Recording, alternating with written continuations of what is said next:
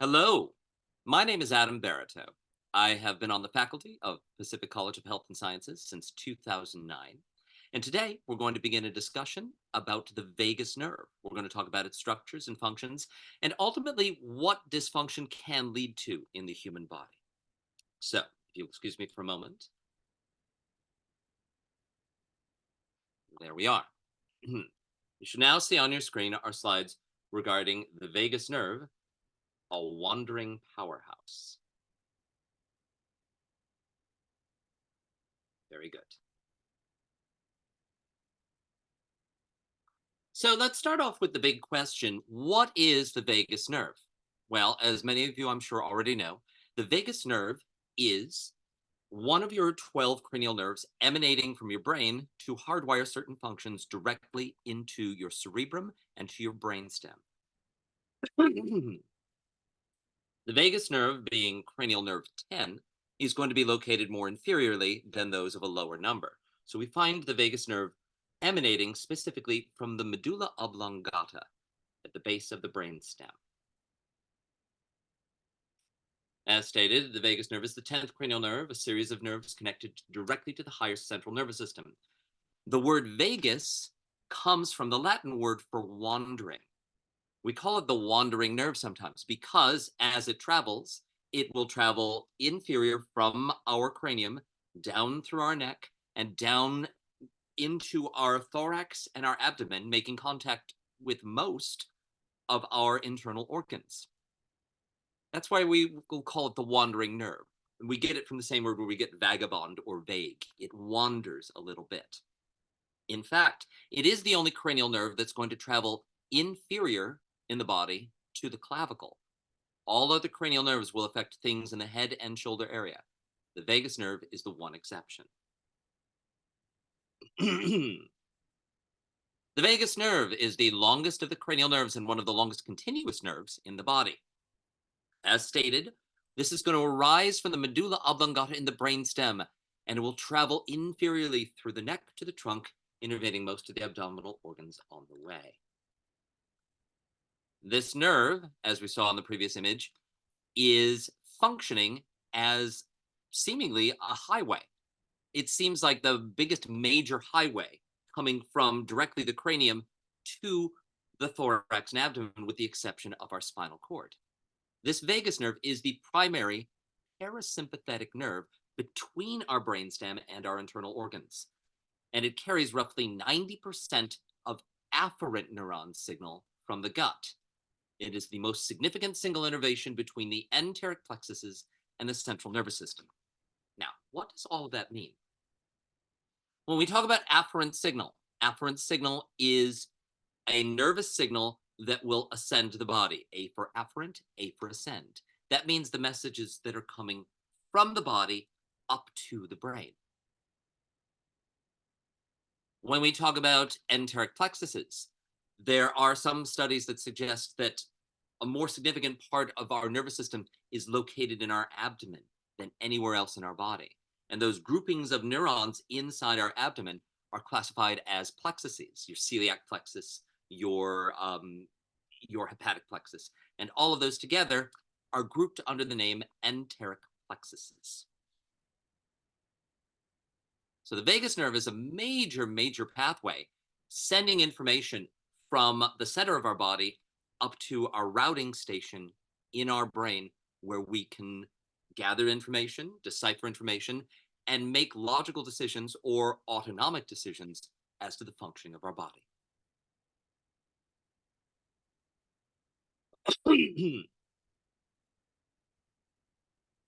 Neat little mock-up here, neat little design as to what you can see.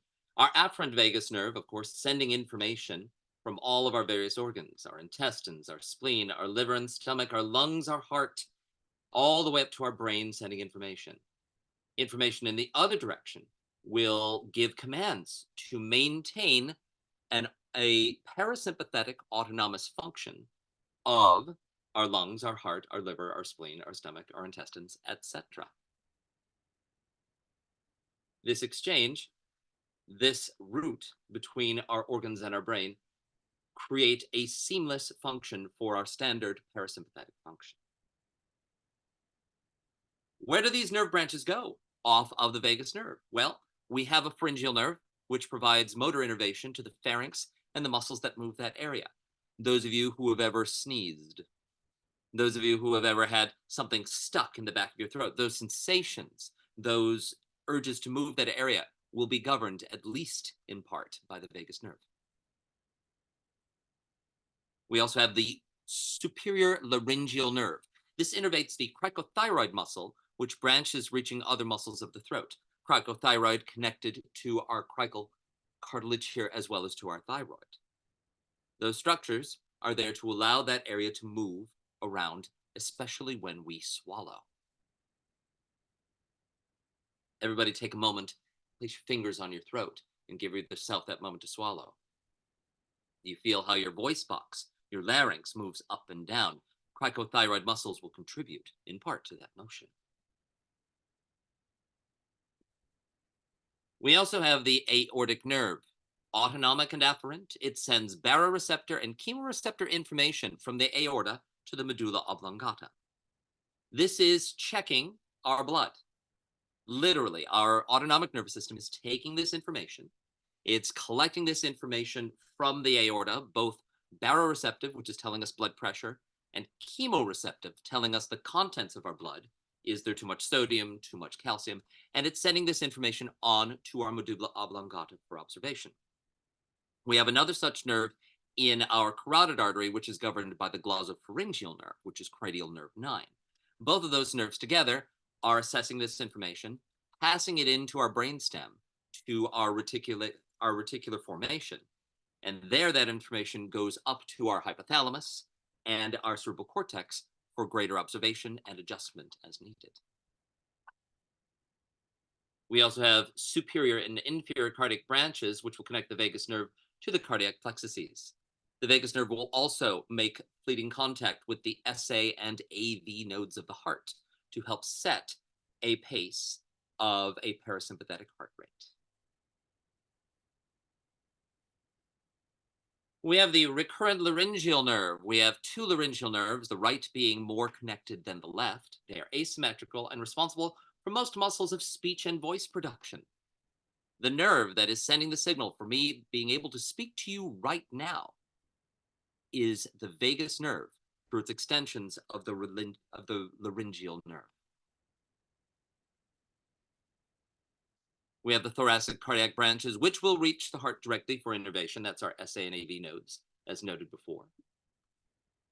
There's also a connection to the pulmonary plexus, which will help with nerve function to our lungs during respiration. It's not the same as our direct nerve for respiration, which would be the phrenic nerve stemming from our spinal cord, but it is assisting in motion of lungs and is a backup assistant to innervation of the diaphragm. We also have branches to the esophageal plexus, which will assist in swallowing and help innervate peristalsis as it travels down our esophagus. Once the vagus nerve travels far enough, it will branch into an anterior and posterior vagal trunk.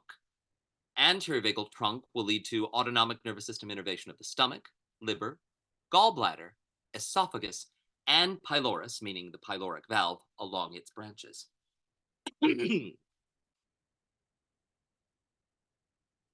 We also have a posterior vagal trunk that will lead to branches to the celiac plexus and posterior gastric structures as well.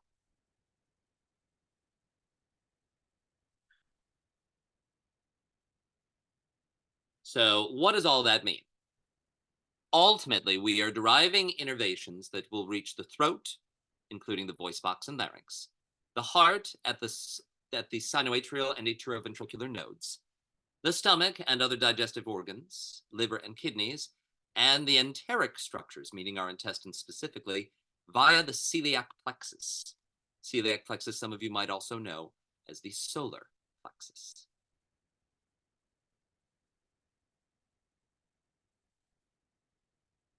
Common neck locations of the vagus nerve. Largely through the trunk, the vagus nerve is impalpable. But as the vagus nerve leaves the skull through the jugular foramen, or along the jugular notch, we are able to palpate roughly the area of it. Now, once again, we cannot actually go in and feel that nerve, but we can at least put our hands to the area of that nerve. If we have an instructor in the room who can demonstrate where along the side of the skull you may palpate for the jugular foramen, this would be an excellent time to demonstrate. It's found at the base of the skull, and that is the expected outlet of our vagus nerve, barring any significant mutations. Mutations can occur in 1 every 1,000 people, where we see that the vagus nerve outlet's in a slightly different place. The vagus nerve will then travel along the carotid sheath. It's a passage alongside of the carotid artery where the vagus nerve passes inferiorly through the neck. If you take a look at an image of this, which I will be able to bring up in just a moment, you'll be able to see that it kind of travels between the carotid artery and the jugular vein. It's kind of this nice little sneaking along between these two vascular structures.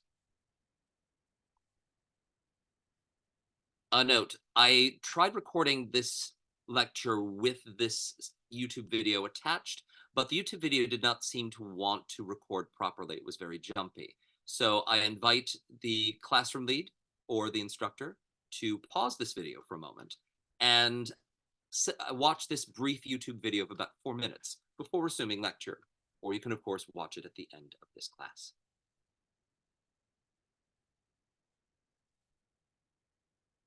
Another brief map here, an anatomy of the human body, where we can observe functions specifically and locations of the nerve. We can observe cranial nerve 10 as it's leaving the medulla oblongata and innervating all lower structures.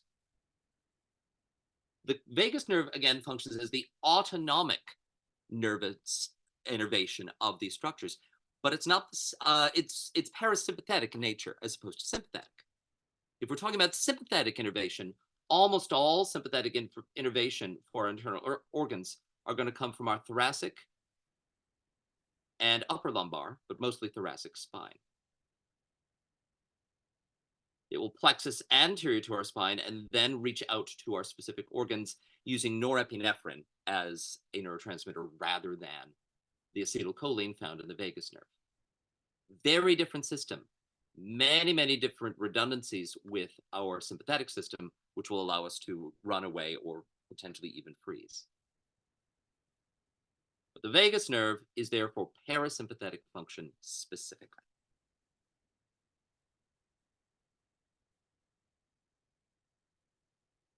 So now let's discuss a little bit deeper into the functions and how the vagus nerve is working. Excuse me. As stated before, the vagus nerve carries autonomic function innervation to most of our internal organs. Please note that the organs and structures in effect here, as their ability to function, may come into question when not in a parasympathetic state. Sometimes when the body goes into a sympathetic state, it will shut down the functions of some of our internal organs. The stomach, for example. If you are running for your life, your stomach is not going to be functioning in the way it normally does. Most function of the stomach will shut down when you are in fact running. Some of you may ask, well, what about a marathon runner? A marathon runner has shifted slightly into a kind of sympathetic tone, where some of the autonomic nervous system is still functioning and some low-level digestion can occur. That's why runners in long-distance running may specifically be digesting simple things, simple glucose, while that run is occurring. We'll talk a little bit more about that in a few slides. Most of the neurons comprising the vagus nerve will carry information from the thoracic abdominal organs structures to the medulla oblongata. It's going to attach in the medulla oblongata at the general somatic afferent, general visceral afferent, and special visceral afferent nuclei. A nuclei, again, is a bundle of gray matter nerves, which will plexus together, but we don't call it a plexus inside the central nervous system. We call it a nuclei. Those nerves will bounce signals around together, they're interneurons, and ultimately come up with decisions that they will send back to the body in the form of motor command. This signal in turn will communicate with the reticular formation, which is a big old gray matter bundle within our medulla oblongata and our pons and our midbrain. And it will send those information onto the reticular activating system, which again will be governed by the hypothalamus, to inform the higher brain of issues with internal homeostasis.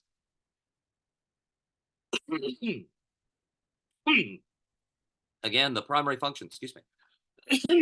Again, the primary function of our brain and nervous system is to maintain homeostasis.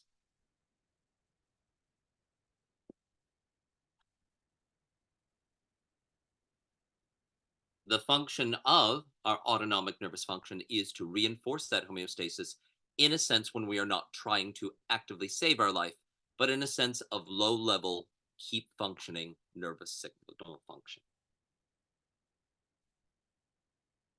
So, as we know, when our body enters a sympathetic state, our parasympathetic nerve functions will be impaired to an equal state. We hear about that with muscle function and Sherrington's law. The same thing happens between our active functioning sympathetic must run and save our lives or fight tone and our parasympathetic let's just relax, life is pretty good, we need to just sleep and eat. The balance between these two nervous signals is referred to as sympathetic tone.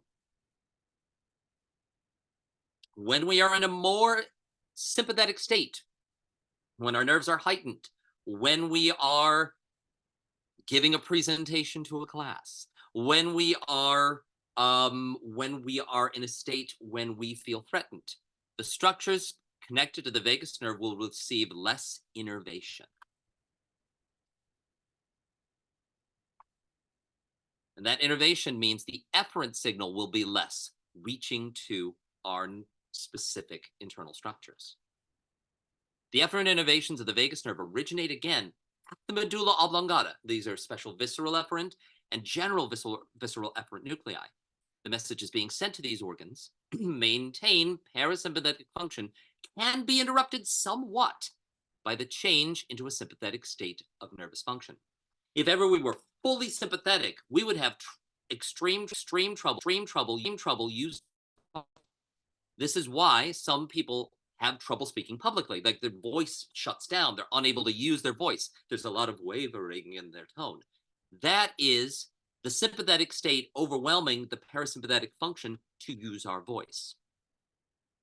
The sensation of butterflies in your stomach is the idea that your parasympathetic system has been shut down to a point where the whatever's left inner digestive system is kind of in a flux point. Muscles are still trying to move the bolus around or the cecum around, but it's not able to do so because there's not enough nerve signal to accomplish that function. Our daily lives are maintained by a balance between this sympathetic and parasympathetic function. This can be another reason why people who have strong levels of anxiety or strong levels of sympathetic tone can have a great deal of difficulty falling asleep at night. This can lead to the usage of various substances in order to assist getting your body into a more significant parasympathetic place. Or frankly, body work.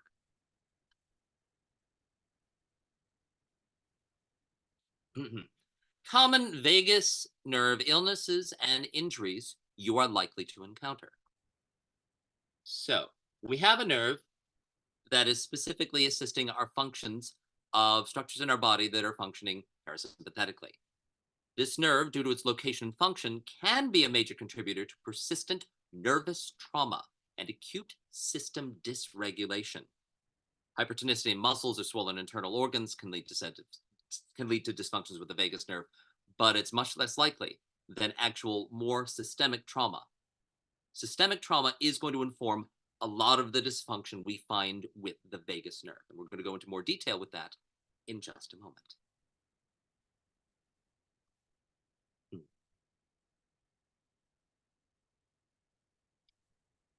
Common conditions, clinical conditions of the vagus nerve. Vagal neuropathy can occur.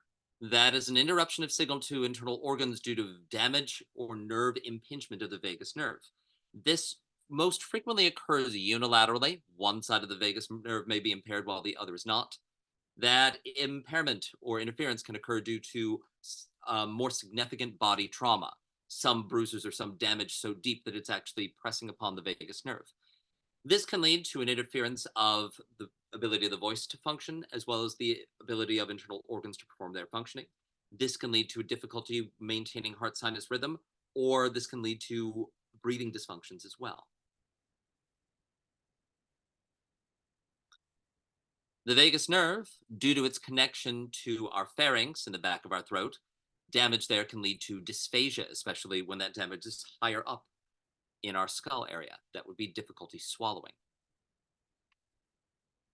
Swallowing being an autonomic nervous system reflex as well. Damage again to our vagus nerve can also lead to tachycardia. If we don't have our vagus nerve signal reaching the SA node to help maintain a normal pacemaker function, we can go into a tachycardic state where our sympathetic nervous system is sending more signal to our heart, thereby increasing its heart rate with nothing to keep it in check. Hmm.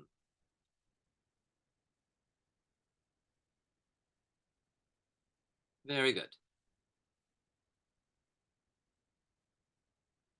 Another condition you may have heard of is vasovagal syncope. Vasovagal syncope, according to the Mayo Clinic, occurs when you faint because your body overreacts to certain triggers, such as the sight of blood or extreme emotional distress. It's also called neurocardiogenic syncope. The vasovagal syncope trigger causes your heart rate and blood pressure to drop suddenly.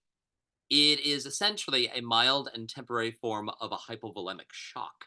Your body will see something and it will be neurogenic in nature. You'll observe the sight of blood, and the very sight of it will cause you to have a steep drop in blood pressure, which will cause you to pass out.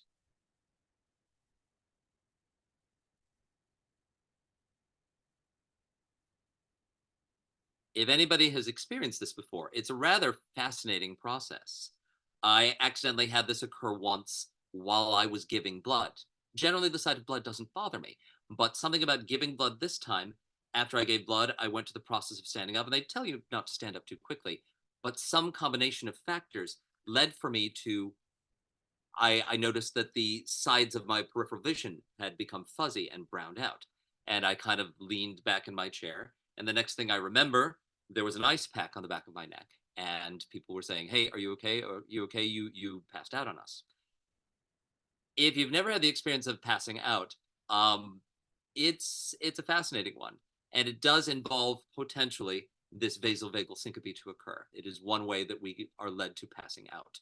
And yeah, if someone does experience vasovagal syncope during a treatment, know that it is contraindicated to continue treating after the fact. Mhm. And more.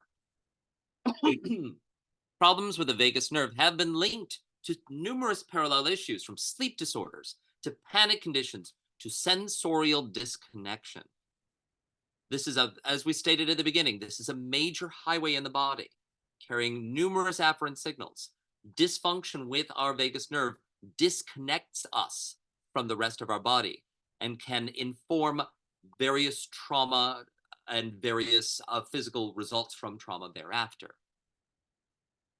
So connected is this nerve pathway that anything that may have taken the body traumatically away from a parasympathetic state may yield long-term issues with vagus nerve function. Some scientists have observed this and have suggested a common observable hypothesis for such effects. Some of you in this classroom, some of you in this classroom may have read The Body Keeps the Score by Bessie Vanderkook. In it, Vanderkook is discussing a theory put forth by a different scientist we'll talk about in a moment called polyvagal theory. It's the idea that multiple different forms of vagus nerve communication exist, and our body is often using different forms of vagal nerve communication. There is safe motion, which is feeling safe and open to engagement and play, which it can combine with two other mobilized versions, depending on which part of the sympathetic nervous system is involved. Mobilized in response to a threat, maybe you might be playing or dancing, and in sports, there's a little bit of sympathetic signal that goes with that. If you're immobilized, that might be in response to an extreme threat. You've heard of fight or flight. We're saying more and more nowadays fight, flight, or freeze.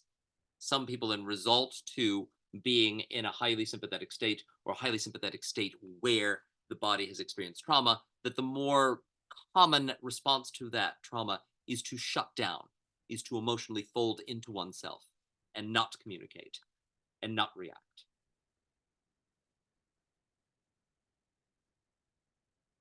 I'm sure your teacher in the room will go into greater detail about this as well. The idea of polyvagal theory was first proposed by Stephen Porges in 1994. This idea, as of the recording of my slides, is 30 years old. According to this theory, stressful events can alter the autonomic behaviors of individuals and thusly their reactions to similar stresses. As we mentioned on the previous slide, we can see how trauma can affect the vagus nerve, and the vagus nerve can reinforce a protective atmosphere in the state of being in a sympathetic state. Various texts on trauma have cited this theory as a plausible explanation for certain events. Again, we mentioned the body keeps the score. And theories surrounding this are a promising inroad for hands-on practitioners seeking new routes of therapeutic connection for their clients, i.e., everybody in this room listening to this lecture right now. Note there are several noted scientists who have disagreed with some of the wider reaching concepts suggested in polyvagal theory. There are some who there's the suggestion that through polyvagal theory there is innervation of the floor of the pelvis. However, there are some scientists who are resistant to that thought. As of right now, I'm not going to reinforce one way or the other. The study on this is ongoing. What many scientists are complaining of is that it's very hard to validate polyvagal theory with our current scientific methods. However, the results of body work on a proposed polyvagal theory are fairly conclusive and reinforce that our treatments are likely to benefit a proposed polyvagal theory system.